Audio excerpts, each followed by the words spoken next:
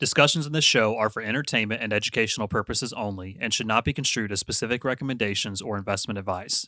Always consult with your investment professional before making important investment decisions. Securities offered through registered representatives of Cambridge Investment Research, Inc., a broker-dealer and member of FINRA and SIPC.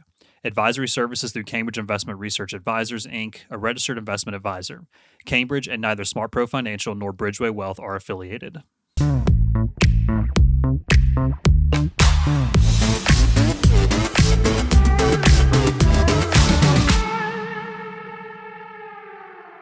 Hey, everybody, welcome back to the Working Wealth Podcast. I'm Patrick Rogers. Super excited to have you join us for a great conversation with another local business owner and friend, Wayne Clark with Foothills Exterior Cleaning Services.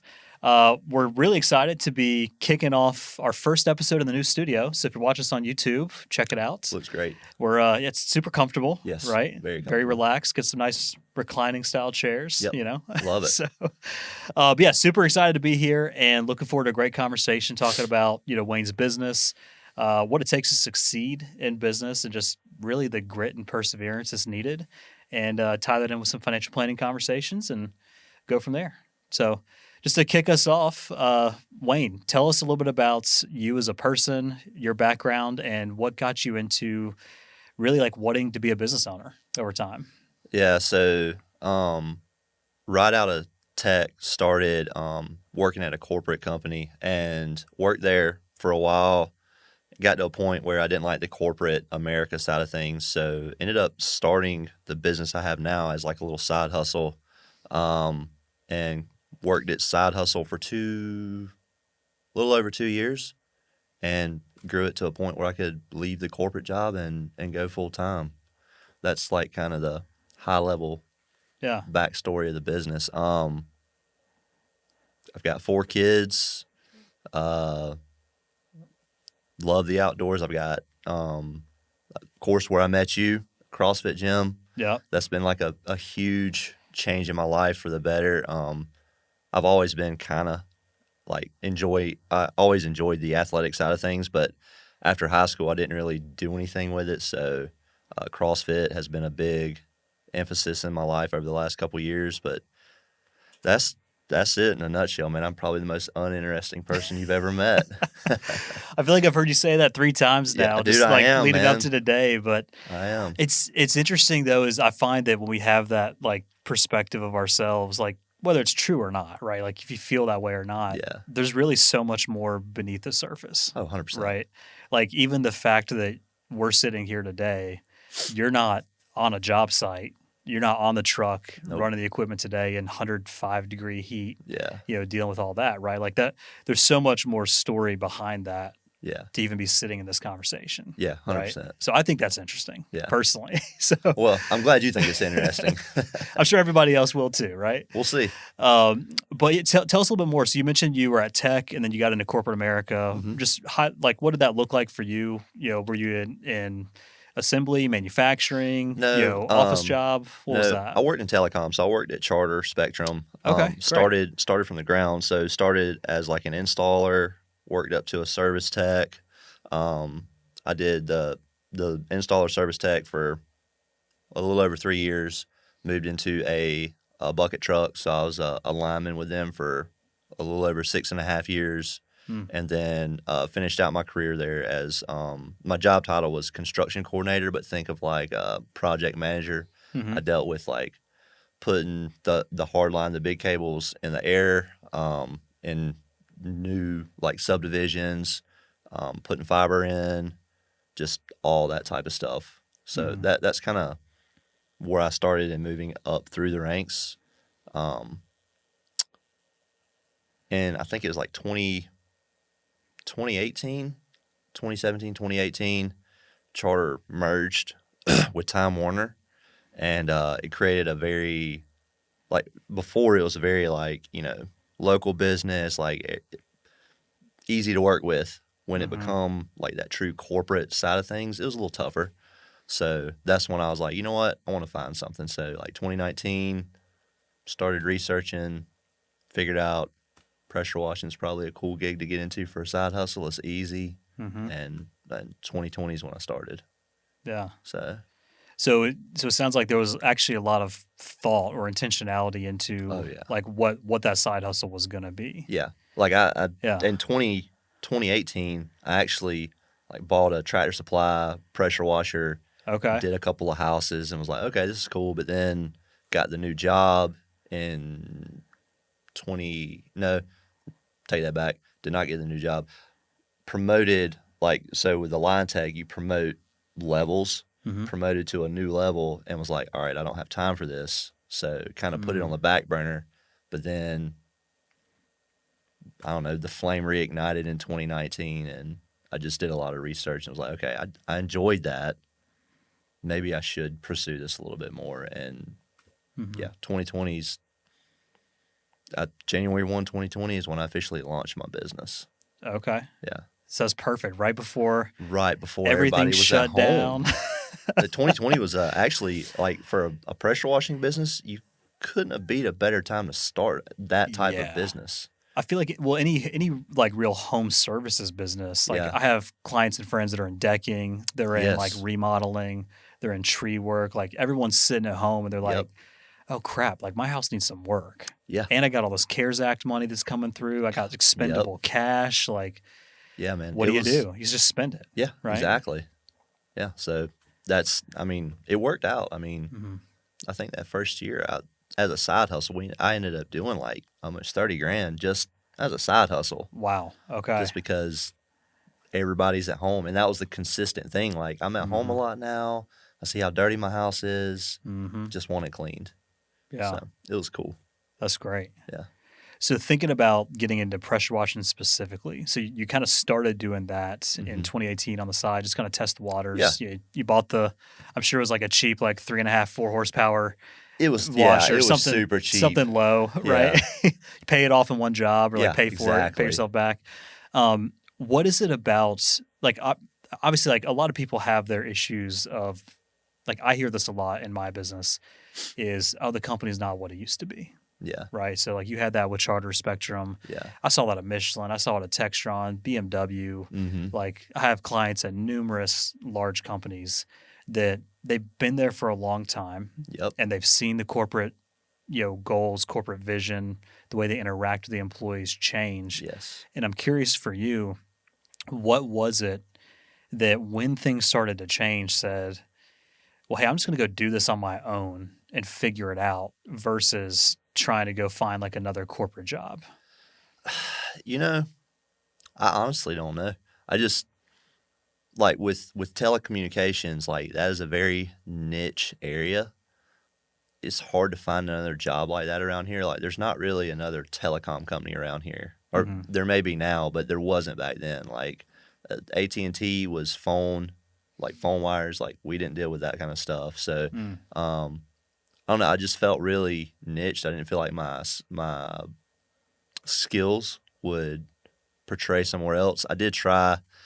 I think I tried to get on at Duke at one point as a lineman. But other than that, I was like, you know what? Maybe I should just try something for myself. I had a couple of buddies that have started businesses, and they were doing pretty well. So it's just kind of in the back of my mind, maybe that's what it was. But I really can't remember as far as like what pushed me to start, other than I just wanted to try it out. Yeah. Just get out and like test yourself. Yeah, see if I can do happens. it. Yeah, I just want to see if I can do it. Zero business experience, so it was just something to see if I could do it. So. And that was now, so like when you first started 2018, we're talking 7 years ago. Yeah. Right? Yeah. Went truly live January 1st, 2020. Correct. So 5.5-ish years. Yeah. Right?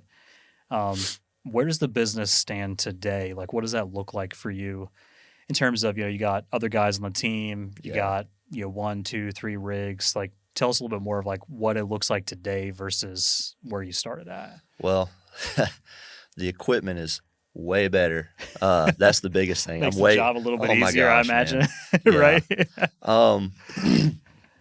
When I first started, it was like a couple of Facebook posts trying to get business. I didn't realize, like, early on, I didn't realize how hard it was to get enough business to stay consistently busy.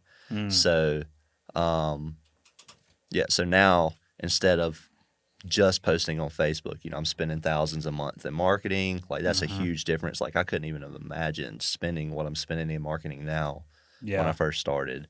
Like 1/4 of revenue when you started is now It, your monthly marketing yeah, spend. dude, it's Yeah. crazy. I understand that life. Yeah. Yeah. So marketing, more efficient rig. Like, when I first started, I went on YouTube University, figured out Mm-hmm. what the gurus used, Mm-hmm. realized real quick, okay, I should have just, instead of spending all this money on what the gurus used, I should have just started with a simple machine to be more efficient. So the efficiency now versus then is so much different. Mm-hmm. Um, and then, I mean, nothing's changed as far as like quality customer service. Like, I started, like, day one, my goal was high quality, high customer service. Mm-hmm. That hasn't changed. Really, the biggest changes have just been how much I'm spending for like marketing, softwares, stuff like that. Mm-hmm. And like the rig's just so much better Yeah. than it was back then. Which those, we use the word spend a lot, like in our businesses, right? Like, we're Yes. spending this. Everyone says you got to spend money to make money, Yeah, it's right? investing. I was about to say, so like to Yeah, me, that is definitely more of an investment. it is. You're putting that capital you've earned back in with the intention and goal of like creating more leverage on growing that capital in terms of new revenue, new Yeah. profit, right? But like if your focus is quality and customer service, the only way people know about your quality is to put it back into market, Correct. right? And the only Yes. way people know about your customer service is to put it back into market. And the only way you truly enhance or scale that service is the right technology. Yep. And the right people. To me, all that stuff compounds 100%. to keep growing the machine and building the momentum on the flywheel to just keep it going Yes. round and round, right? It's a snowball effect. Exactly. Yeah. Yeah. So maybe talk about in your first year of business, like we'll say your first year full time. Okay. Like when you leave the corporate life, you go full time. That wasn't in 2020 though, right? That No, was that a little was- bit later. It was September of 22. Okay. So you had 2.5 years ish, Yes. right? Or a year and a half or so. So the first year you're full time. I remember that, like for me going full time in my business, I had a similar situation. Was I worked a year and a half part time, growing, Yeah. got a good client base. Haley still had a job, so we floated all of our bills, lived on a whole lot less than we could have, Yes. right? And November 15th, 2019, I said goodbye to Michelin, right? Okay. And actually the next person we're going to be interviewing was my mentor at Michelin at That's the awesome. time. So, but we said goodbye, and like that was right before the COVID crash, and like same kind of thing. I was just Yeah. 2 years beforehand. I remember distinctly what that first year looked like. Every trial, Yeah. every fire, getting near assaulted in a client's house because he had a bipolar episode Whoa. that I didn't know he had, right? Yeah. Like I remember all those things very intently. So I'm curious for you, like the first year, what was the hardest things you had to endure and what kept you moving forward despite those difficulties? So when I went full time, so with pressure washing specifically, there's an ebb and flow throughout the year, right? Mhm. So of course the springtime, it's the peak, right? Summertime, it's usually the dip. The fall usually peaks back up a little bit, and then winter, it drops back down. Mhm. So pivoting, learning to pivot was probably the hardest thing. I know, like leaving in September, I've got 4 kids at the time I was married, like bills, like I wanted to make sure that of course I took a pay cut. I was almost Mhm. 6 figures when I worked there at Charter. So leaving that to go back to a much less or a smaller scale of money was scary. So learning to pivot, I introduced Christmas light installation Hmm. that fall to help add more revenue for like that what I would consider slow season. Mhm. Really ramped up the gutter cleaning in the what I would consider the winter time. I think the hardest thing was really learning to pivot to make sure that finances were still flowing, like keeping myself busy all year and not just riding the waves. Because Mhm. when you're part time, you can ride the waves. It's not a big deal, right? Yeah. But It's man, extra fun money at that point. Exactly. Yeah. But man, when you go to full time and you're like, man, this is like your family's relying on you, like Mm-hmm. it gets a little serious. So I think learning to pivot and supplement that income was definitely the biggest thing that I took away from that first full year.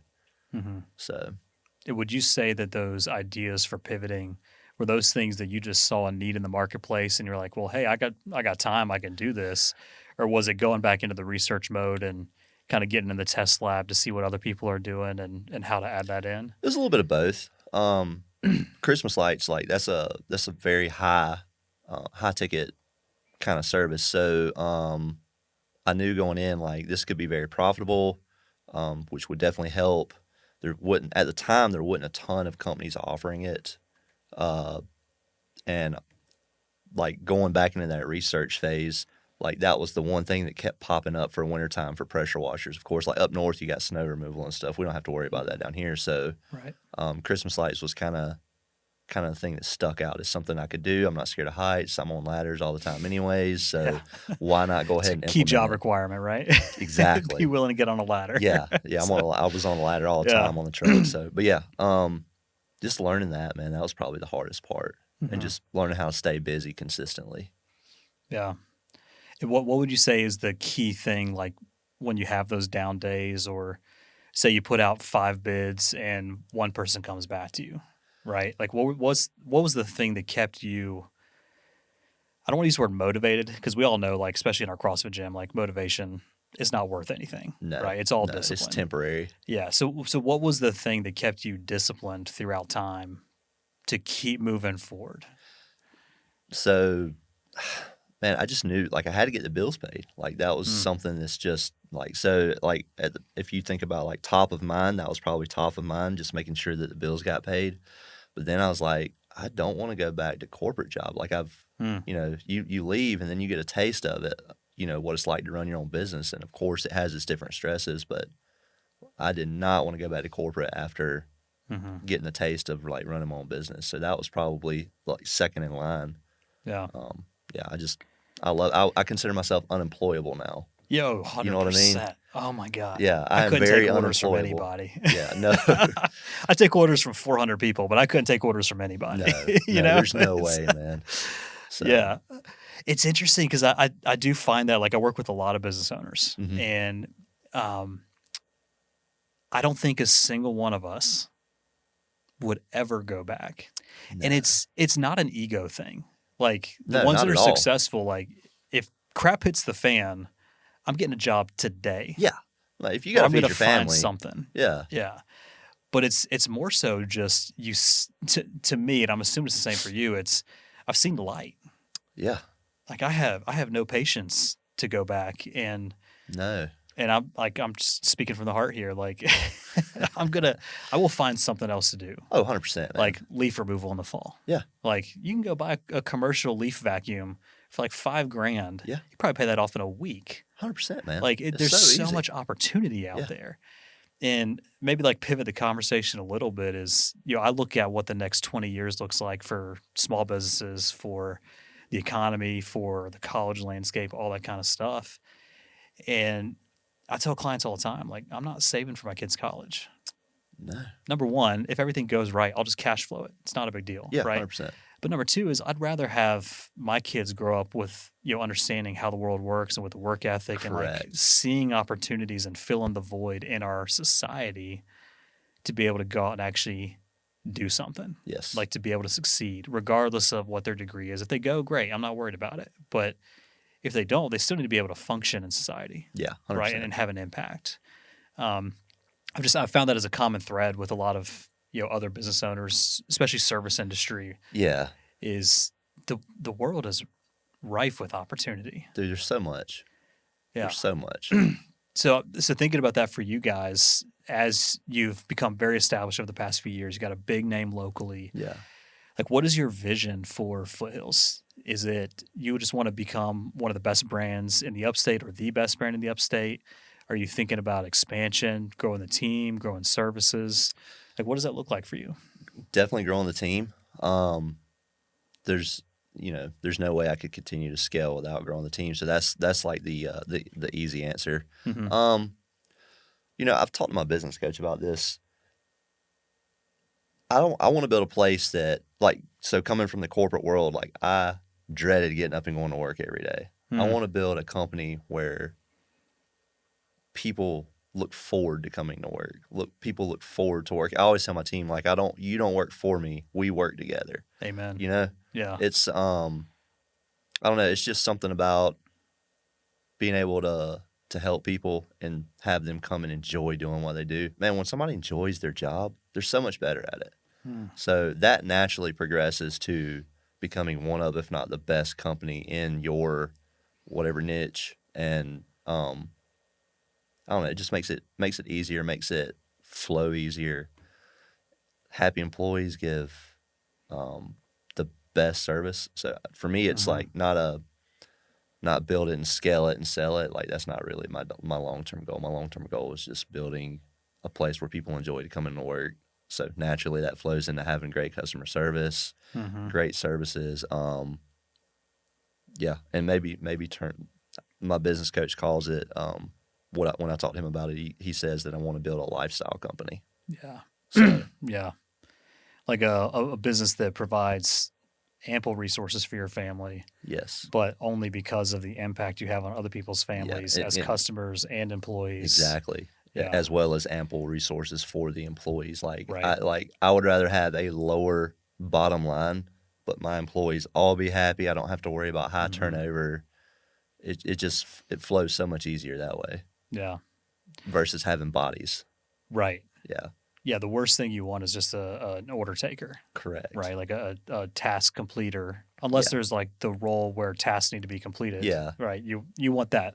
Yeah, if you got like a temporary helper that comes in for like I'll probably hire a temporary helper in the fall for Christmas lights. Yeah. The ground guy comes in, makes a lot of money, but not necessarily high skilled, doesn't really see the vision because he or she's only going to be there 3 months. But like, as far as like building that employee base, that true employee base, yeah, it's so much more important to me to have those people that want to come in and do good work because they love what they do. So thinking about that and like the team and the hiring process and just having the right people, to me, that all goes back to culture. 100%. And so we had Penn Gaines, the CEO, one of the owners of Payfluence HCM in here last month to record. And I'm assuming we're going to post these in order, so we'll talk about it that way, right? Yeah. But one of the big things he talked about was their culture starts out with every first interaction. Yeah. So whether it's an employee or it's a potential customer, everything starts with when they walk in a room or they get on the phone, they get on a Zoom call, whatever that is, every component of that interaction needs to evoke or like exemplify their culture. Yeah. Of like customer first, we're here, we're communicative, same kind of things you're talking about that I believe have led to your success over the past few years.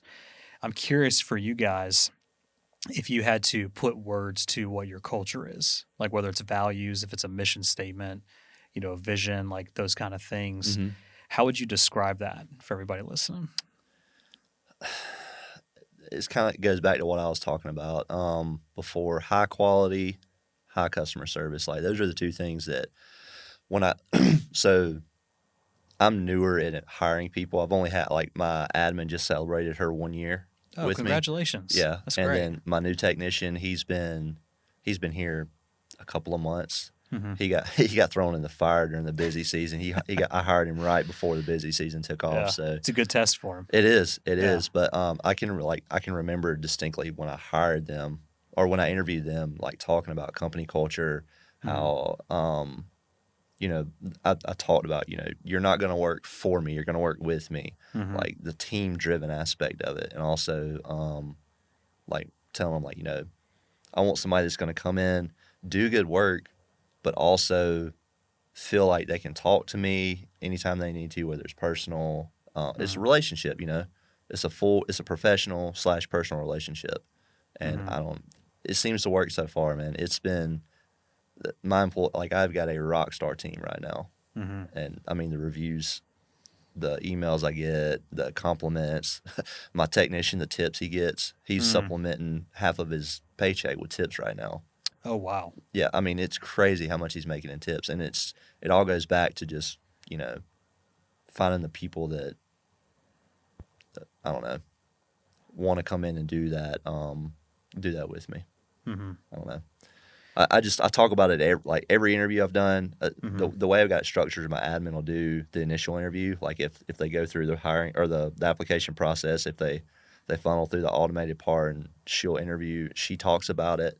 If she likes them, she'll push them to me. I also talk about it. So it's hit on repeatedly. You know. So you can kind of weed that out through that process. Yes. Like if they're not saying the right things, Correct. responding the right way, Yeah. because you're so upfront about it. Yes. I feel like you've It's got to be gonna- transparent, man. Transparency's key. Yeah. If you're not, it'll come out and it can be a nightmare. Yeah. So That's a really big thing that we focus on in Smart Pro. Yeah. Our parent company of like our business is we're really hammering on a we mentality versus a me mentality. yes. And when everybody's operating with a we mentality, we all move forward together. We move further. Yes. We move faster. But also those that are operating with a me mentality, man, they stick out like a sore thumb, 100%. right? If you're 100%. always just upset and complaining about you're not getting your way or whatever, we take notice, Dude, right? it's a cancer to the team. It's a cancer to the culture. Yeah. Seeing it in corporate world, man. I work with tons of people that were like that. It's a Mhm. cancer to the team. Doesn't work. Yeah. So It just slows down progress, slows down impact. I forget who I was talking to. I think I might have been talking to Ren this morning on the phone, actually, at the coffee shop, and talking about like people that are just kind of treading water. Yeah. It's like, well, you're not really making progress if you're treading water. Actually, No. you're falling backward, even in a flat lake where there's no tide. The tide's pulling you away from shore, man. yeah. Right. And Like you can only tread so long. you can only tread so long, and you're only treading because you're not moving in the right direction as an Exactly. organization, right? You got some people that are pulling you this way, some people are trying to push you that way, and that really limits your opportunity for impact and influence Yes. and ultimate success to provide for your employees, Yes. to grow your bottom line, grow your top line, Yeah. all those different aspects. So you mentioned a business coach a few times. Mm-hmm. How instrumental has the business coaching been for you in getting a bigger picture vision and actually acting on that over the years? Man, it was huge. So I got a business coach, I'd say the August before I left in September. So a month before I left my corporate job in September, I got a business coach because I was like, I had already thought in my head, like, okay, I'm going to do this. But I didn't really have a path. Like I said, I had zero business experience, none, nada. Didn't know a thing about it other than, how to go wash a house. Right. And do a good job, right? But it's been so impactful, man. Putting procedures in place, especially as I've started to hire employees, looking at numbers, seeing instead of just throwing money, watching money, see what's happening with that money, figuring out what's working, what's not, reinvesting in what's working, taking away what's not working.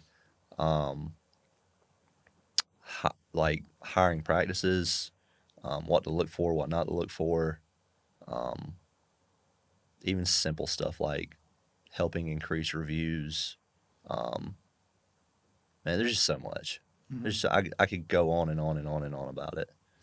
Yeah, and I guess one of the key questions I have with that is, so having the coaching, being willing to submit yourself to delegated authority, if you will. Yeah. Right? Like having someone else who is the objective third party looking in is really, really key. Like I found that in my businesses when I went through a coaching program 4 years ago, and the big focus was, hey, you're not selling product, you're selling yourself. Yes. Like you are the product, like in our industry. Like the advice, the relationship, the coaching, the collaboration, the same thing that I'm providing for clients, that third party objective view is what I got from the coach. Yeah. And that helped like relate it back to me being able to apply that in my business for the clients, for the end user.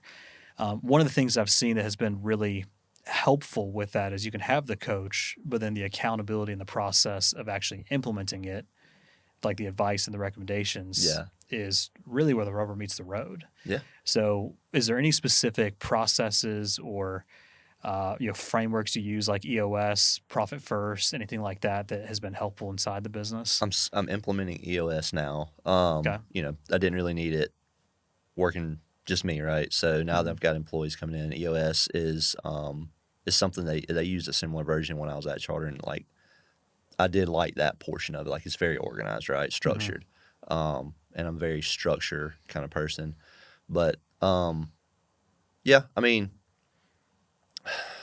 I could go on and on about that kind of stuff, man. There's just so much that he looked into and was like, you need to do this, you need to do this, you need to do this. And I've just slowly implemented it. And, you know, I was slow at first with it. Like, there's some things where I was like, do I really need to do that? You know, can I afford that?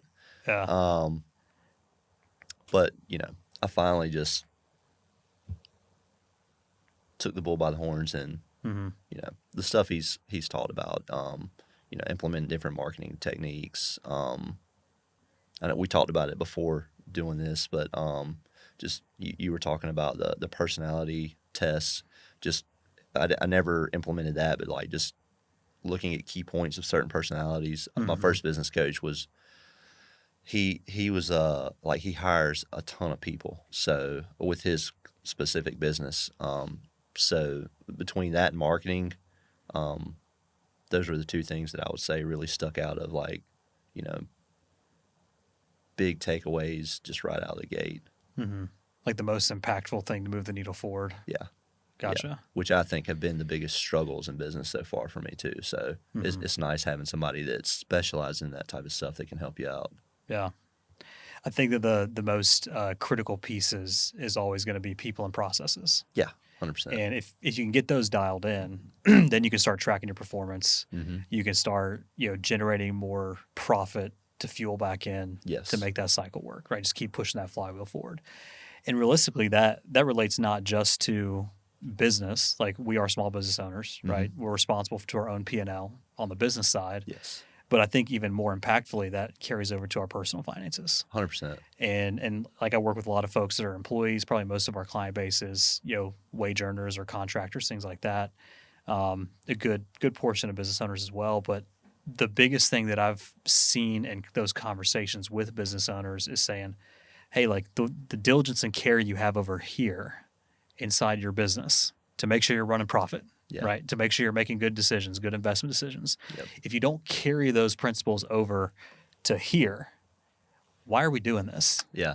Like if you're generating $400,000 a year in profit, who cares if you go and you blow it on stupid stuff over here? Yeah. Right? Like are you truly trying to build wealth?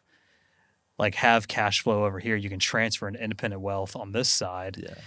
And I found that a lot of folks they don't think about it that way initially. It's just partially because we have that scarcity of my back's against the wall, I got kids to feed. Yeah. You know, I got to just go out and make money. Yep. Go to Tractor Supply, get the first rig. That's right. Then go down the rabbit hole on YouTube to figure out, well, I need this $14,000 rig. Yep. Right? When really all you need to do is just go out and market yourself. Yeah. Like go do business. At the end of the day, that's it.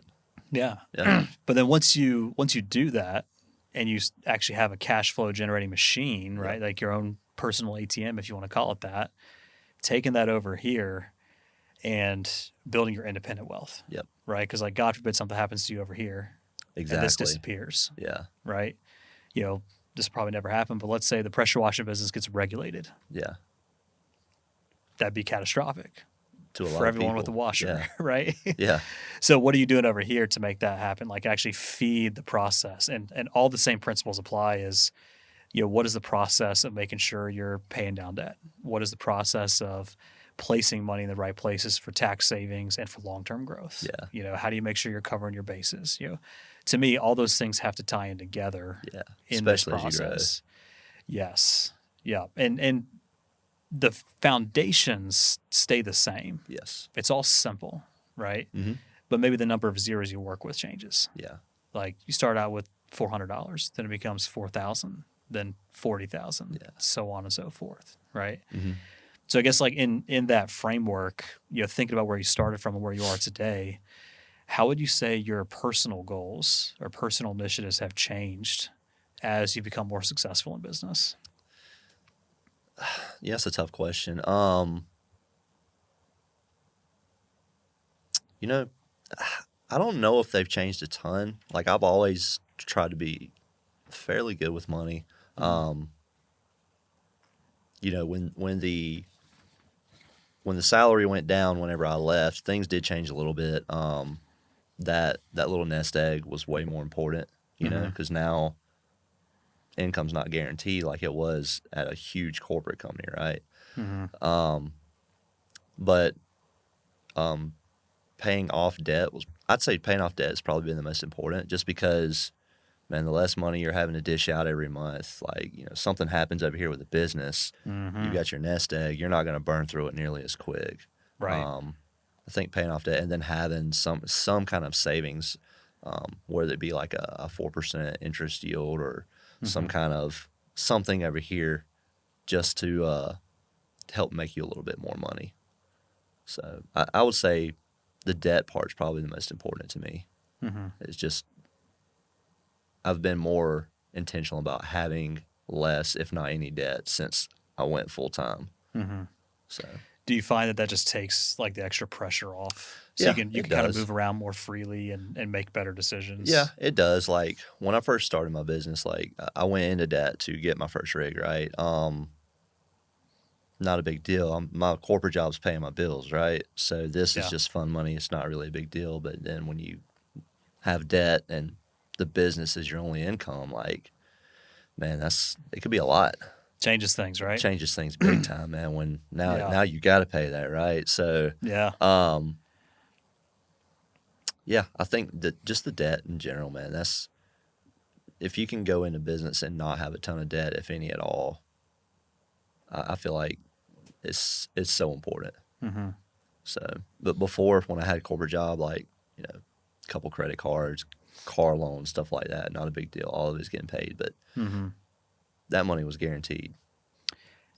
Maybe for the most part. 11 years. I'm a big disbeliever in that. Yeah. Okay. Well, I just say that because I've seen so many people as merger, lose your job, right? Yeah. Like those kind of things. Yeah. And for the most part, it is, right? Like you've got a corporate job. They have processes and procedures they have to go through before layoffs and firings and all that. But I think maybe where I'm going with that comment is, to me, like real financial freedom is being able to do what you want, when you want, wherever you want, with whomever you want, for however much it costs. I feel like that's been like for me, like that's the perfect example. Like if I go to a steakhouse, I don't look at the price on the menu. I want that steak, I'm going to get that steak, not a huge deal. Like that's what financial freedom looks like to me. So yeah, I'm with you there. Like not having that debt to worry about, you save more, spend more, whatever, invest more.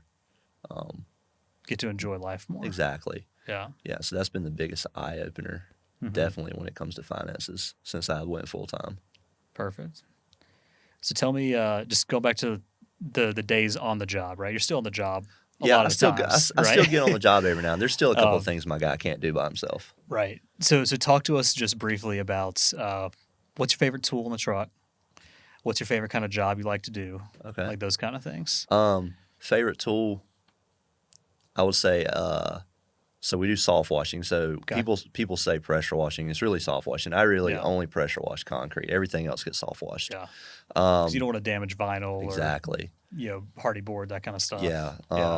So on my pressure washing gun, I've got a nozzle, and you can take the nozzle and you can twist it to go from like a stream to like a fan spray. So it's extremely efficient. Like you can stream up top instead of having to take the other nozzle off and put the fan nozzle on. Like it's just a quick twist. Yeah.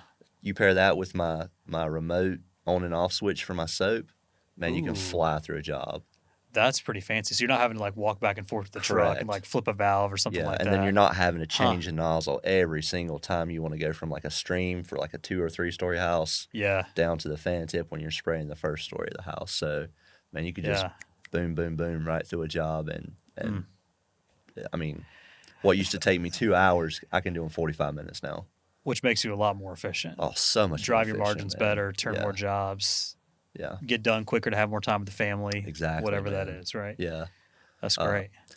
Dude, I love big jobs. Like I love the jobs that like people turn down. Yeah. Because they don't want to do it. Well, I saw something on your Instagram a couple weeks ago of like a massive commercial, I don't know if it's like a manufacturing plant or something. It's It's a timber plant down in Joanna. They Okay. bring in like cut pines, Yeah. and they go through and they do like the pulp and they do, Okay. the particle board and all that. Yeah, it was a building that hadn't been washed in forever. If I don't even know if it's ever been soft washed. Right, Oh, you can see wow. where somebody tried to pressure wash it on the lift. Yeah. Those are really fun.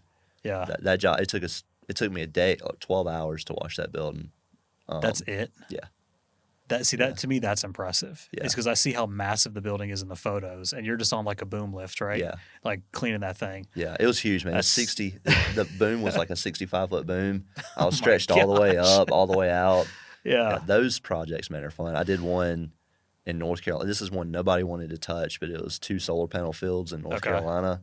No water access. They're in the mountains. Mm. So I had to facilitate getting water delivered, going out there, doing the work physically, knocking doors to find somewhere for me to park my tanker. Hmm. I mean, you've got a 53-foot trailer full of water. You got to find somewhere to park it, right? That's right. So Up in the mountains where people don't want you on their property. exactly, Right. man. And these fields are tucked back, so it's not like you could pull the tanker there. So Yeah. those kind of jobs, like those one-offs that are just hard, Hmm. nobody wants to fool with, like send them our way, man. I'll figure it out. Yeah. I feel like those are probably the ones you get a lot of margin on too. They are, yeah. Like Yeah. that solar job, man. That was a great margin. Yeah. Same with that big building. Hmm. Yeah, but That's great. people just don't like doing that, man. So send them my way. I'll figure it out. Yeah. People just want to do the easy thing. Yeah. Right. Not necessarily take on something where you can have bigger impact, Yeah. bigger opportunity, which ultimately that's going to roll into more opportunities. Oh, 100%. right? If you They've did- already, the building you're talking about, like Yeah. they're already talking about me washing more of their buildings. There you go. Yeah. So now you get a commercial contract. Yeah. Do that once a year, make Yeah. it residual. Yeah, dude. That just grows your enterprise value, allows you to hire more people, 100%. make better decisions, all Yeah. those kind of things. Yeah, when you can find jobs like that, they're harder to come by, but man, it's worth it. Yeah, It's always worth it. that's great. Well, as we think about wrapping up here in the next minute or so, if you had to share one piece of advice or tip for anyone who is new in business, starting their business, thinking about starting a business, or even just in general, if you're not an owner, you don't have no desire to do that, like something from your life experience and experience growing Foothills, Yeah. what would be that thing you want to leave with people with today? I saw this question on the little thing you sent out, and that was probably the hardest question to answer because there's so many things I could talk about, right? Mhm. For the person that wants to start like something, right, whether it's behind a computer, out in the field, whatever, probably the best advice I can give is just to do it. Don't like look back and wonder, like, because the longer you wait, you're gonna look back and wonder, like, I wish I would have kept up with that when I first started playing around with it in 2018. Where would I be at right now, right? Yeah. I could have really took advantage of that 2020 downturn and made a ton of money and probably built a team out earlier. But it's just get started, right? You can watch all the YouTube stuff you want, but until you get your hands dirty and figure it out for yourself, you're never really gonna know. And then what's the worst that could happen? You start it and you fail. You can go back to doing what you were doing, right? Yeah. Just do and learn. Yeah, Right. it's all a learning process. Yeah, unless you've got somebody that's been there, done that, that's going to hold your hand the whole step of the way, like, experience is the best teacher. Yeah. Well, and even if you have that person, You still got to learn for yourself. you have to learn for yourself, but also what are you losing by not just trying? Time, Time. The one which thing is you the can't most get back. important. Yeah, the most important thing in life is time. Right. So that's That's that's great. the big one, man. Appreciate that. Thanks for sharing that. Yeah, man. So how can people find you if they've listened to this episode, they say, hey man, I need to get my driveway done or my shutters look a little bit dirty. Yeah. How do they find you guys? Foothills Exterior Cleaning Services on Facebook, Instagram, the website, foothillsexterior.com. And then give us a call, 864-713-WASH. That's 713 Wash. Yeah. There you go. That's You easy plan that peasy, out? man. Yeah, That's perfect. of course I I love it. did. Awesome, man. Well, I really appreciate you coming out, talking to our people here and talking about your business and your experience. Yeah, man. I think it's really helpful and just valuable to have different stories and talking through, everyone's story is different, but there's always a common theme, 100%. right? And I think just going and doing, that's a big one. Yeah. And being focused on, applying some of that pressure at the beginning to give yourself no option but to just move forward and provide for your family. That's a really big thing. So appreciate you a lot. I appreciate you having me on, man. Of course. Well, and I hope this leads to more business for you as well. You know, that's the goal. So if you're looking or you're watching, you're listening, give Wayne a call. Get him to clean your house, your commercial property. You do any vehicles? You do anything like that? I'm full of vehicles. No? Okay. All right. Well, house and building. We'll do that. So, but thanks so much, man. Appreciate it. Yeah, appreciate you, man. All right. Y'all have a good day.